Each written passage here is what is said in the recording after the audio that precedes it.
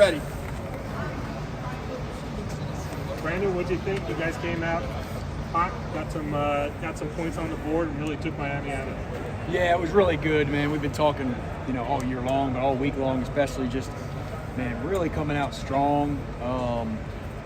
And getting those first couple drives, getting some points, and obviously you're always looking for that. But I was proud of them, man. They did a much better job this week, especially of execution, and kind of the name of the game for us offensively most of the year has been long drives. We get a lot of long drives, and that's hard to do.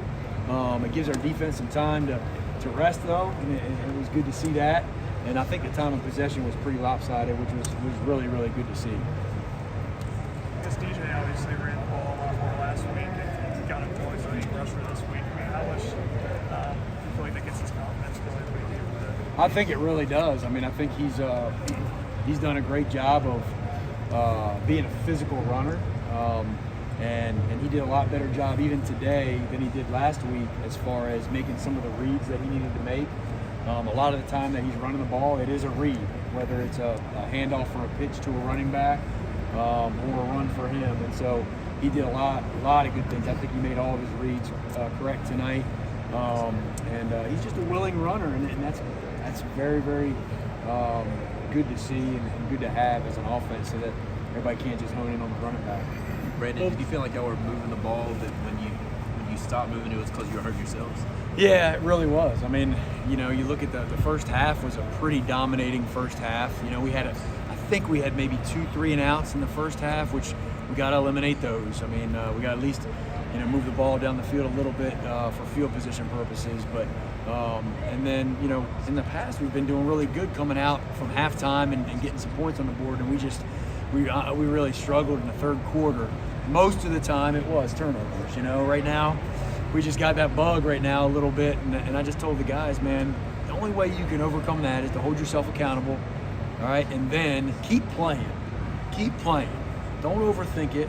But yeah, that's too many turnovers, and that stopped our some of that momentum, especially going into that second half. How much was it to get the touchdown for Luke Price? Oh man, Luke Price.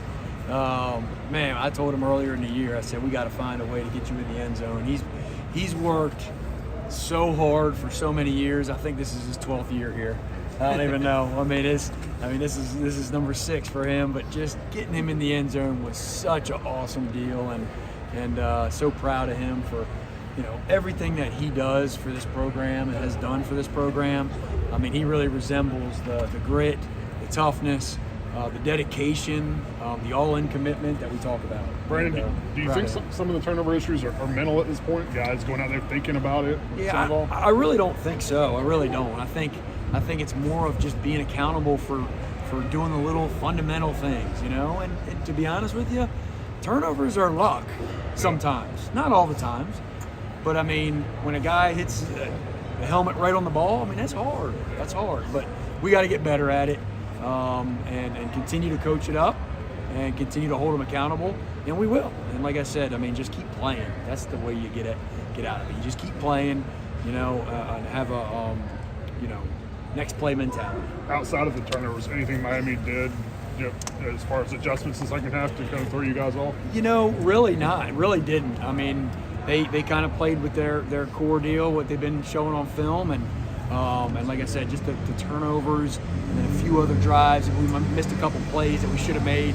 That's really what stopped us. Coach, 8 catches today about the tight ends. Was there just openings that you saw, or was that an emphasis in the game plan coming in, or just good matchups today? Or? Yeah, I think it was a mixture, a mixture of some matchups, but also, man, just getting them involved. We're very talented in the tight end room. And they made plays for us, and they continue to make plays. And so that's just going to continue to happen, giving them opportunities to make plays. And so it was really good to see them do that. And then we had 12 different people or 12 different receivers catch the ball, and that's pretty impressive. And just being able to spread the ball around a good bit. Would you like to see more of a killer instinct in the second half of the game? Did you start so well? Yeah. It just seems like there's a lull. Yeah, there was a lull for sure this week. Like I said, usually in the third quarter we've been coming out and getting some points, but we didn't do that in the third quarter today. So, that's going to be an emphasis of, man, coming back from halftime and really putting teams away earlier in the game and not letting teams hang around. So, that'll be, again, another big point of emphasis for us. I know you weren't necessarily in the huddle, but do you know kind of what led to Dabo huddling up the offense there and what his message was at all? I think what I heard he was saying was, man, he's just trying to gather the troops and just say, hey, we got it all there. It's just finishing on some plays, not turning the ball over. That's the only thing that was stopping us in that third quarter at least. And we just got to overcome that. We got to overcome it. And just want to see guys respond. And fortunately, we've been able to respond every for the most part every week in a lot of different ways. And so they responded right after that huddle, I believe. We went down and scored, got the ball back, and went and scored again. And so just being able to respond earlier is going to be big for us to continue to be dominant. Were there some wrinkles y'all put in this week that you thought helped? Yeah, I mean, we're always, number one, you're looking for matchups where, you can get some of the top guys the ball. And we were able to do that tonight. Everybody wants the ball.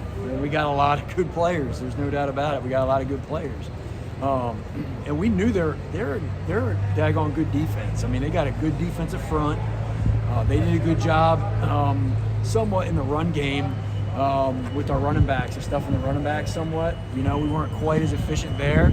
So we had to manufacture other ways to do that, and that's where DJ stepped up. And I think he had 16 or 17 carries, and so to be an equalizer at quarterback was a big thing, and we saw that, and we knew that was going to have to happen for us to be really successful to run the ball against these guys. Brandon, particularly in the first half, it looked like you guys utilized the middle of the field more in the passing game. Was that opponent specific, or is that something you want to try to do? Yeah, I think it's a mixture because I think anytime we have a lot of plays that are complementary plays. If we're running the ball outside, if we're pitching it outside, if we're moving the back on a motion to the outside, we got to have complementary plays. And so we were able to do that a little bit with some play action tonight. And we knew that they were going to play a lot of one high structure, which means a lot of times, the seams are open. And so I know DJ, I think, missed one to Davis Allen early in the game. And we came back to it and hit him later on in the game. And then I think that's when he fumbled. I then came back to another one and hit Jake Brenningstool down the middle. So yes, we're trying to take advantage of some of their one high stuff and also complement the plays that we do a lot too. I know you talked last week about needing to protect the screen game. So was that kind of the play to Brenningstool where you hit him over the middle? Just how good was it to see that play? Yeah, I think it was like. Yeah, it really was. I mean, it was really good because they came open a couple times throughout the game, and just be able to finally make that play in the passing game and make an explosive play there was really good. And off those screens, especially those outside screens, we got to be able to do that in order to keep people from doing certain things and stopping those screens. Coach, Cole Turner came in, had a nice third down conversion. I know you've been redshirting him this year, but is he at a point where he can help you, especially with Bo out these last few games? Absolutely. Cole Turner has been very, very good. And he's been practicing with us the whole year. And he is honestly, he's one of the most consistent guys we have. We throw the ball up to him. He's making plays left and right. So it didn't surprise me one bit that, number one, DJ went to him, and number two, that he made the play. And like you said, trying to redshirt, we still, we did the right thing. We were able to hold him for as long as we needed to. Man, he's going to be able to help us down the stretch and in the future as well. He's got ice in his veins. He can run fast, unbelievable, dependent hands. So really, really excited. I think it was the first play of him going in, and it was a third down conversion. So really good to see him in there. Coach, you're going to be really proud of another week, back-to-back weeks, confidence and composure, just able to finish strong. Kind of struggled out of the gate in the second half, but able to get those back-to-back scores by shifting pace. Got to be kind of a high mark for the end of the day. Yeah, very excited. Let me talk about Kobe Pace real quick. I think Kobe did an awesome job he's been on the shelf for about 5 or 6 weeks. You know, had some surgery. That's hard to do, to come back and make some of the plays that he made tonight. I mean, he bailed DJ out on the one down in the red zone. It was a low throw. We ran a little angle route with him, and he made a great catch. And then he made some really big runs. It was good to see him. He got in the end zone, I think, right? So it was good to see him get in the end zone too. And I know we've been talking about Shipley and Maffa and how you know, dependent we are on them. But man, this kid, Kobe Pace, has done nothing but answer the call every time. And it was good to see him come back and do that tonight. And you know, just proud of the guys for, again, responding in a lot of different ways. I mean, that's what it's about, responding and keep playing. How do you think the offensive line played and did protect defense? Yeah, I think I'll have to look at the film. I mean, there was a couple times he got a little bit of pressure a little bit too quick, and then there was a couple times where DJ should have gotten rid of the ball a little bit faster. I think one time it was 2-man, and that's an opportunity for a quarterback to tuck it and run it if they're playing 2-man and there's really nobody in the box. We just got to get through that first line of defense, and you can make some big plays. He did make a couple of those runs on third down. You saw that was a 2-man situation, and so he did do a good job of that at times. But early in the game, he took a sack. He should have got rid of the ball. And then the fumble, you know, it was somewhat of a quick game. It was a mixture between quick game and drop back. He held the ball a little bit too long. I think we got beat on the edge a little bit as well. So I'll have to watch the tape to see the details of it, but I think it was a mixture. How have they been, I guess, past like Miami on film? What did you kind of see them like give y'all some issues, or did y'all feel like they maybe? Yeah, we knew they had. When we knew their defensive line was they were strong. You know, they were strong. We didn't feel like, you know, it was an elite pass rush, but we felt like they were good enough to cause issues, and they had some stout guys that were playing really, really well. So we knew it was going to be a challenge, and they didn't pressure much. They haven't shown pressure much at all, and they tried to keep it really, really simple, just like they showed us on film. So the challenge for us was going to be, hey, can we be consistent enough, all right, and march down the field and make some of those plays and find a way to get some points. It's been the last couple of weeks. DJ's had a tendency to strip sack fumbles have happened. Yeah. Is that a situation where he's just maybe hanging on to it a little bit too long? Yeah, I think both times. You talk about last week too. Yep. Last week was more of a fundamental deal. He didn't have his second hand on the ball. His front hand should have been on the ball, and that helps protect it a lot more. And then this week, he held on to the ball a little bit too long. It was a quicker type of a throw. They ran a certain coverage that didn't get a guy open for us, but he still should have let it go. And he waited too long. For you personally, you played in next week's game as a quarterback. Yeah. How long does it take you to get the juices going? Because this is a little bit different for you, I would imagine. Well, the juices are going already for next week. I mean, I can promise you. I mean, it's going to be a awesome time, especially here in the Valley. And so we've already talked to our guys about it after this game here, and congratulated them, obviously. But man, it's on to the next one, and we all know how big this rivalry is. And they've played some good football throughout the season, and so now it's time for us to answer the call and continue to build off of some of the momentum that we've had the last couple of weeks. And then for me, man, it's exciting. I mean, as a player, it doesn't get any better than that, especially when you get to play at home in front of this home crowd for the last game of the season.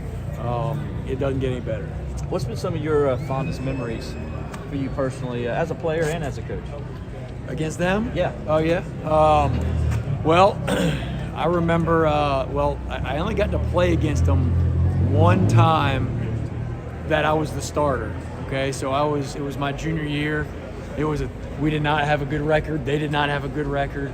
We played them in the Valley, and we ended up beating them. And it really, for the last game of the regular season, I mean, it just makes you feel unbelievable, just because you get to have bragging rights for the rest of the year. And then the next year, I was actually hurt because I broke my collarbone, so I didn't get to play against them the second time. But it's just a great rivalry, and it's what college football is about. These rivalry games, I mean, it's what college football is about. and it's about the team that can go execute and really, the most united team and the team that responds, because the emotions are going to be at its height, but that's not what wins games. The execution wins games, and so that's what we're going to have to do next week. Take one more for Coach Streeter if anybody's got one. Nope. Thanks, Coach. Appreciate it.